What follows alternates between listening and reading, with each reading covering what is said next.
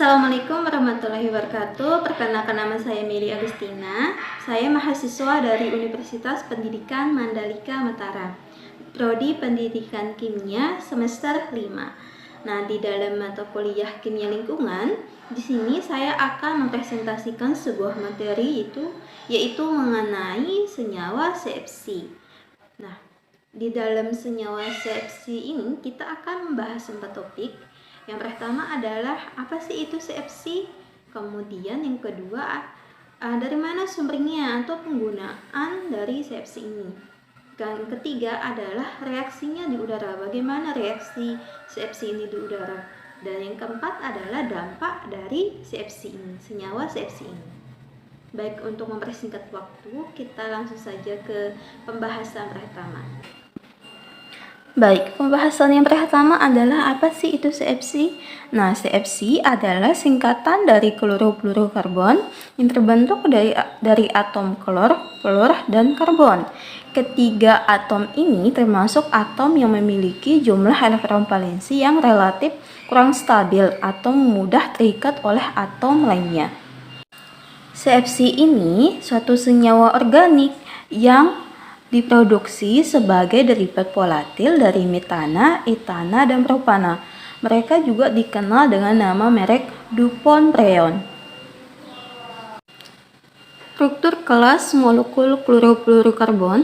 Yang pertama ada klorofluorokarbon, CFCs. Bila berasal dari metana dan etana, senyawa ini memiliki rumus CClM-F4M dan C2ClM-F6M, di mana M adalah bukan 0. Yang kedua, hidrokluorokarbon, HCFCs. Bila berasal dari metana dan etana, senyawa ini memiliki rumus CClM-FNH4MN dan C2ClXFYH6XY, di mana M, N, X, dan Y adalah bukan 0. Yang ketiga, bromofluorokarbon memiliki formula yang mirip dengan CFC dan HCFC, tetapi juga termasuk brom. Yang keempat, atau yang terakhir, ini adalah hidrofluorokarbon, HFC. Bila berasal dari metana, etana, propana, dan butana, senyawa ini memiliki formula masing-masing CFMH4M, C2FMH6M, C3FMH8M, dan C4FMH10M, di mana M adalah bukan 0. Selanjutnya, sistem penomoran CFC. Sistem penomoran digunakan untuk alkana terfluorinasi, diawali dengan freon, R, CFC, dan HCFC. Nilai paling kanan menunjukkan jumlah atom fluorin, nilai selanjutnya ke kiri adalah jumlah atom hidrogen plus 1, dan nilai selanjutnya ke kiri adalah jumlah atom karbon kurang 1, sisa atom adalah klorin. Dengan demikian, freon 12 menunjukkan turunan metana hanya 2 angka yang mengandung 2 atom fluor dan tidak ada hidrogen. Oleh karena itu, CCl2F2. Persamaan lain yang lebih mudah yang dapat diterapkan untuk mendapatkan rumus molekul CFC dan R atau freon yang benar adalah dengan mengambil penomoran dan menambahkan 90 padanya. Nilai yang dihasilkan akan memberi jumlah karbon sebagai angka pertama, angka kedua memberi jumlah atom hidrogen, dan angka ketiga memberi jumlah atom fluorin. Sisa dari ikatan karbon yang tidak terhitung ditempati oleh atom klorin. Nilai dari persamaan ini selalu angka 3 angka. Contoh mudahnya adalah CFC 12 yang memberi 90 ditambah 12 menghasilkan 102. 1 karbon, 0 hidrogen, dan 2 atom fluorin. Dan karenanya 2 atom klorin menghasilkan CCl2F2.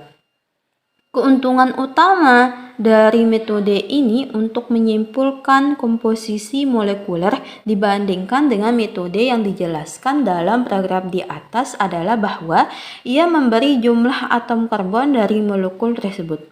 Preon yang mengandung bromin ditandai oleh 4 angka isomer yang umum untuk turunan etana dan propana ditunjukkan dengan huruf berikut angka.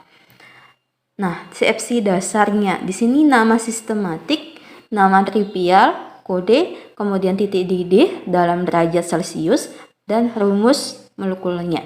Oke, pertama triklorofluorometana. Nama trivialnya preon 11, R11, CFC 11. Nah, 11 ini adalah kodenya ya. Kemudian titik didihnya 23,77 derajat Celcius. Rumus molekulnya CCl3F. Yang kedua, diklorodifluorometana. Nama trivialnya preon 12, R12, CFC 12. Titik didihnya ini minus 29,8, rumusnya CCl2F2. Ketiga, difluorometana atau pentafluoroetana. Nama trivialnya R410A, puron ya, AZ20, titik didihnya minus 48,5 derajat Celcius, rumusnya 50% CH2F2 atau 50% CHF2CF3. Keempat, klorotrifluorometana, preon 13, R13, CFC 13. Titik didihnya minus 81 derajat Celcius, rumus molekulnya CCl3F3. Yang kelima, klorodifluorometana, R22, HCFC22. Titik didihnya minus 40,8 derajat Celcius, rumus molekulnya CHClF2. Yang keenam, diklorofluorometana, R21, HCFC21, titik didihnya 8,9 derajat Celcius, rumus molekulnya CHCl2F, dan seterusnya. Dan seterusnya bisa kalian baca ya. Dua CFC yang umum adalah CFC 11 ya, trikloromonofluorometana atau preon 11, dan CFC 12, diklorodifluorometana. CFC merupakan zat-zat yang tidak mudah terbakar dan tidak terlalu toksik. Satu buah molekul CFC memiliki masa hidup 50 hingga 100 tahun dalam atmosfer sebelum hilang dari atmosfer. Struktur, sifat, dan produksi.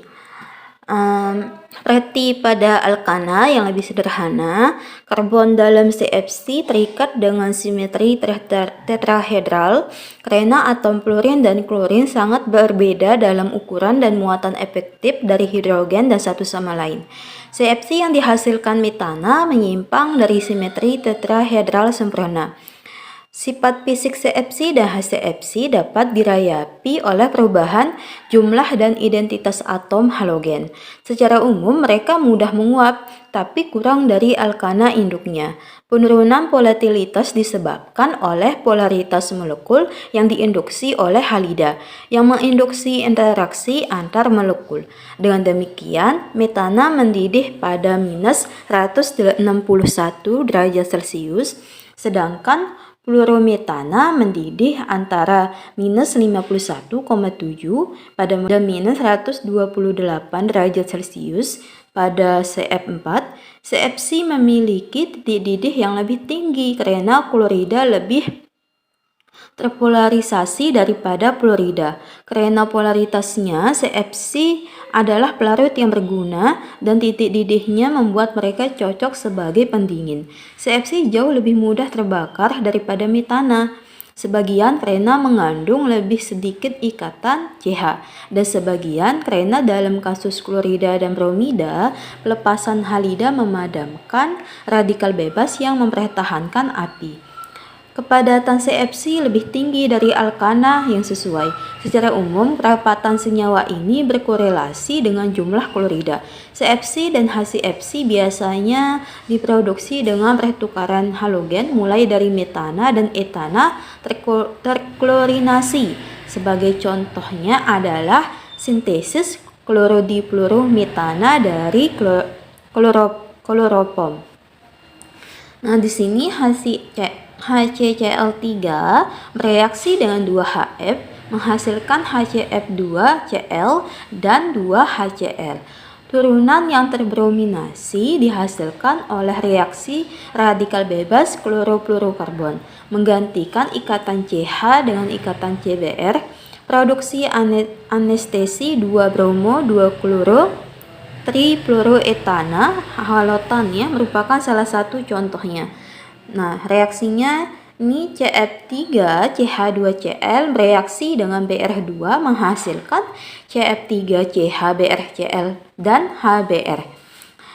Reaksi terpenting CFC adalah pembelahan terinduksi foton dari ikatan CCl. Nah, CCl3F ini dia terinduksi ya karena foton menghasilkan CCl2F dan Cl. Atom klorin dituliskan sebagai Cl, berperilaku berbeda dengan molekul klorin Cl2. Radikal Cl berumur panjang di atmosfer bagian atas, di mana ia mengkatalisis kompresi ozon menjadi O2. Ozon menyerap radiasi UVB sehingga penipisannya memungkinkan lebih banyak radiasi energi tinggi ini untuk mencapai permukaan bumi. Atom bromin adalah katalis yang lebih efisien, maka CFC terbrominasi juga diatur. Nah, ini pada contohnya ini adalah reaksi CFC di udara ya. Nanti kita bahas untuk slide selanjutnya. Baik, kita lanjut ke pembahasan yang kedua.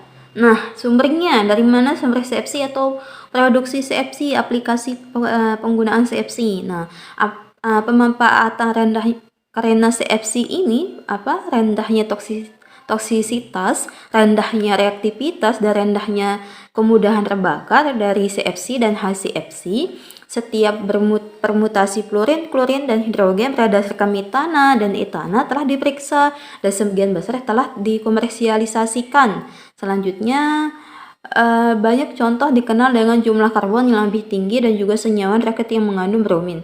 Kegunaannya kan di sini meliputi zat pendingin ya, zat peniup propelan dalam aplikasi obat dan pelarut degresiang.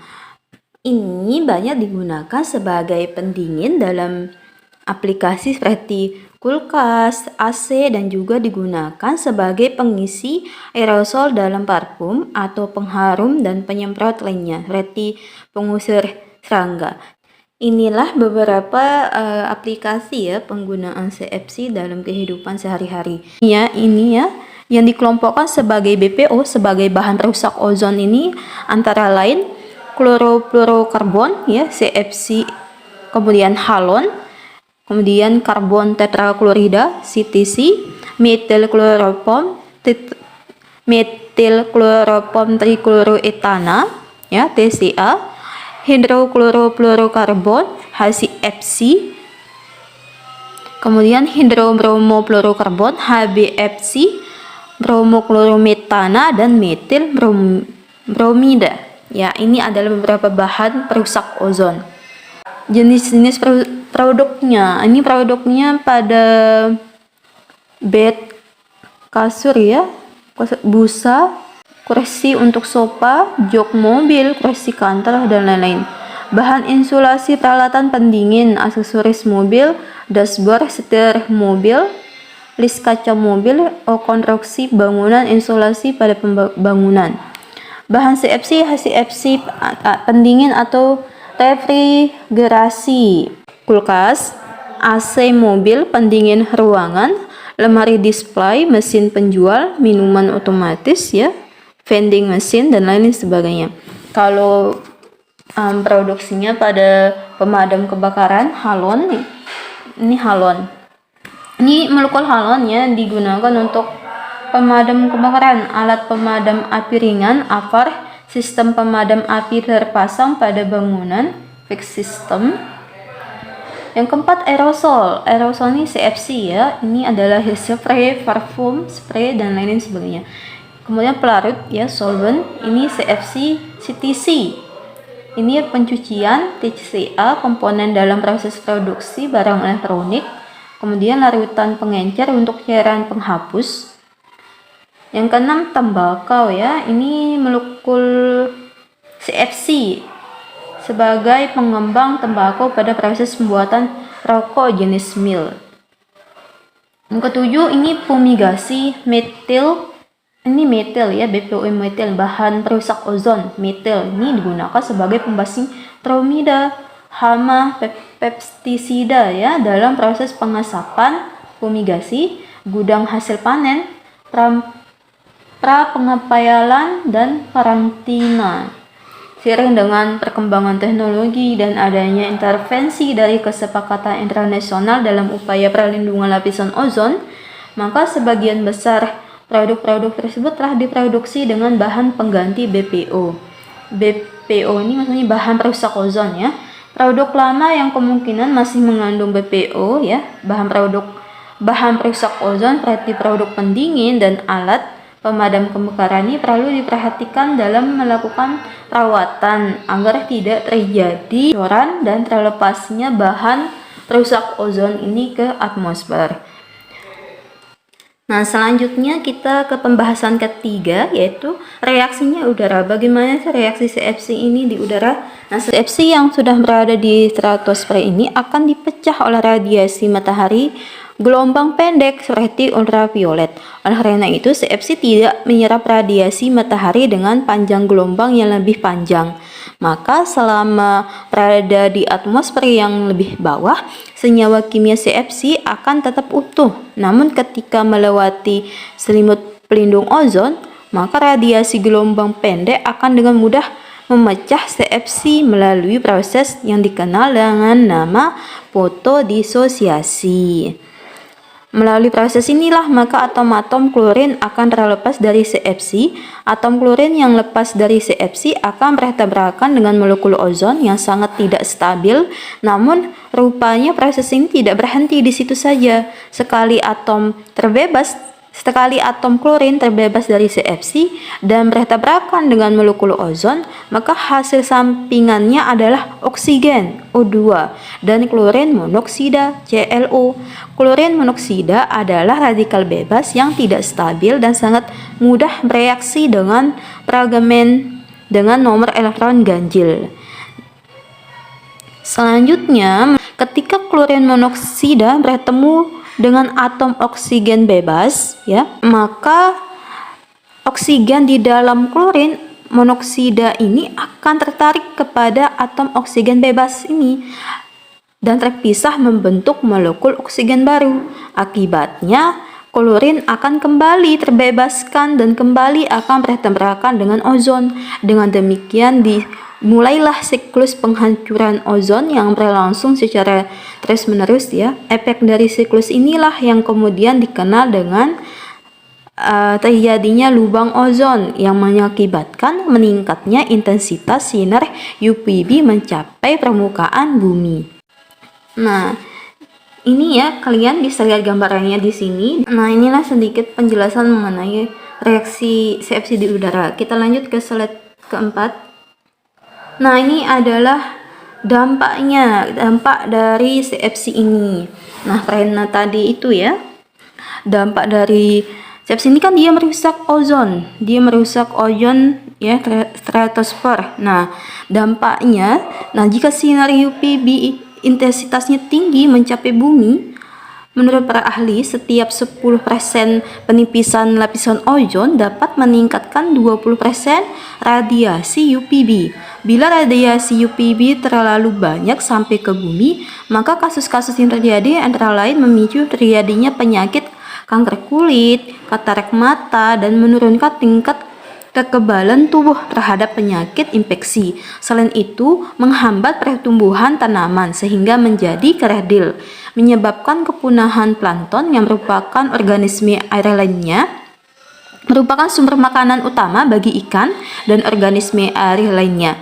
Radiasi UVB juga dapat mengurangi kemampuan sejumlah organisme dalam penyerapan gas karbon dioksida CO2 yang merupakan salah satu gas rumah kaca, sehingga konsentrasi gas tersebut di atmosfer meningkat dan menyebabkan terjadinya pemanasan global greenhouse gas. Nah, selain kita mengetahui dampaknya, bagaimana cara penanggulangan dari kerusakan ozon yang tadi. Nah, kerusakan lapisan ozon memberikan dampak negatif terhadap kehidupan seperti yang sudah saya jelaskan tadi.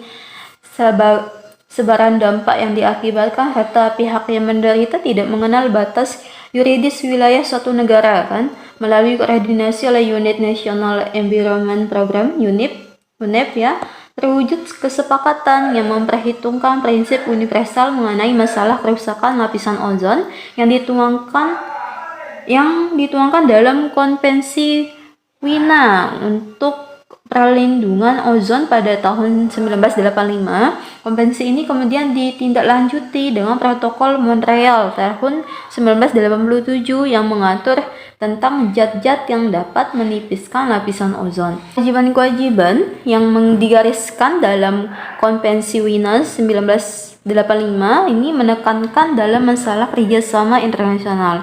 Isi perjanjian dalam Protokol Montreal lebih konkret karena menurut larangan-larangan yang harus dilaksanakan oleh negara anggota seperti keharusan mengganti BPO ini bahan perusak ozon dengan bahan-bahan yang tidak merusak lingkungan. Nah, langkah-langkahnya nih, pada awalnya Protokol Montreal pengurangan produksi dan konsumsi beberapa zat yang dapat merusak ozon, yaitu 5 jenis CFC tadi yang sudah saya sebutkan dan 3 jenis halon kan. Ketetapan Protokol Montreal didesain berdasarkan hasil kajian ilmiah dan teknologi secara periodik ya, sehingga jadwal penghapusan BPO bahan perusak ozon dapat direvisi.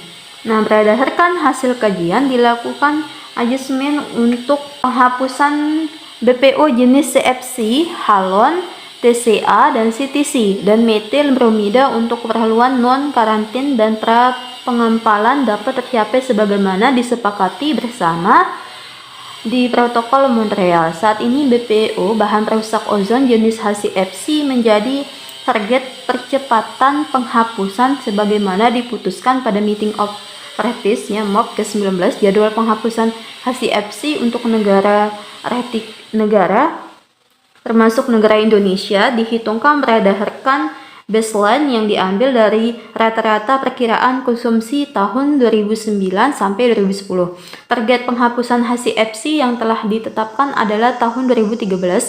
Ini freeze tahun 2015 penurunan sebesar 10% dari angka baseline.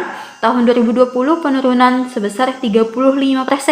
Tahun 2025 penurunan sebesar 67,5% dan tahun 2030 penurunan sebesar 100%, di mana antara tahun 2030 sampai 2040 HCFC hanya diperbolehkan untuk kegunaan pemeliharaan atau servicing peralatan pendingin. Konvensi Wina dan Protokol Montreal saat ini telah ditandatangani oleh 197 negara, merupakan contoh penting kerjasama global dalam respon masalah lingkungan global yang serius.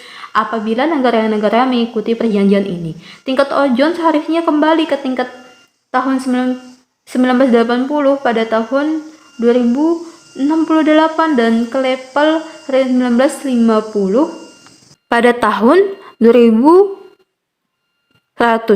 Keberhasilan kerjasama ini dapat terlihat sebagaimana kutipan dari berita di website ya. Pada tanggal 25 Oktober 2016 yang berjudul 2016 Antarctic Ozone Hole Return Moderate Charge Consistent with Scientific Expectation. Paul A. Newman, seorang pimpinan ilmuwan Earth Science at NASA Goddard Space Flight Center di Glendale, Maryland, mengatakan tahun ini kami melihat lubang ozon berada di bawah ukuran rata-rata. Apa yang kita lihat konsisten dengan harapan dan pemahaman kita tentang bahan kimia yang menipiskan ozon dan cuaca stratosfer. Ya, mungkin hanya ini yang dapat saya sampaikan mengenai CFC ya. Mudah-mudahan bermanfaat dan saya mohon maaf jika ada kesalahan dan kekurangan dari presentasi ini. Kurang lebihnya saya mohon maaf. Assalamualaikum warahmatullahi wabarakatuh.